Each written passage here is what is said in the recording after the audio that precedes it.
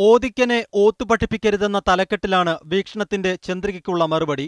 ഒരു തെരഞ്ഞെടുപ്പ് പരാജയത്തിന്റെ പേരിൽ രാഹുൽ ഗാന്ധിയെ കൊത്തിക്കീറുന്ന മുസ്ലിം ലീഗ് മുഖപത്രത്തിന്റെ നടപടി രാഷ്ട്രീയ മര്യാദയ്ക്ക് നിരക്കാത്തതാണ്.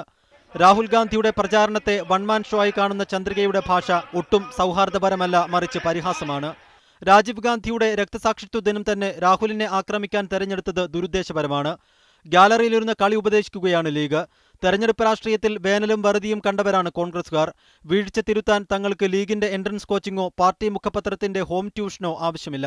മുസ്ലിങ്ങൾ ഏറെയുള്ള യുപിയിലും ബംഗാളിലും ഒരു പഞ്ചായത്ത് അംഗത്തെ പോലും ജയിപ്പിക്കാൻ കഴിയാത്ത ലീഗ് കേരളമാണ് ഇന്ത്യയെന്ന ധാരണ തിരുത്തണം. മുസ്ലിം ലീഗിന് ശക്തിയുള്ളിടത്തെല്ലാം UDF വിജയിച്ചുവെന്ന മുസ്ലിം ലീഗിന്റെ പ്രസ്താവനയും മുഖപത്രത്തിന്റെ മുഖപ്രസംഗവുമായി ചേർത്ത് വായിക്കേണ്ടതാണ്. വീഴ്ചയിലും വാഴ്ചയിലും കൂടെ നിൽക്കുന്നതാണ് മുന്നണി രാഷ്ട്രീയം. ലീഗിന്റെ ഇച്ഛയും നിലപാടുമാണ് മുഖപ്രസംഗത്തിലൂടെ പുറത്തുവന്നതെങ്കിൽ അത് അത്യന്തം ഖേദകരമാണെന്ന് പറഞ്ഞാണ് എഡിറ്റോറിയൽ അവസാനിക്കുന്നത്.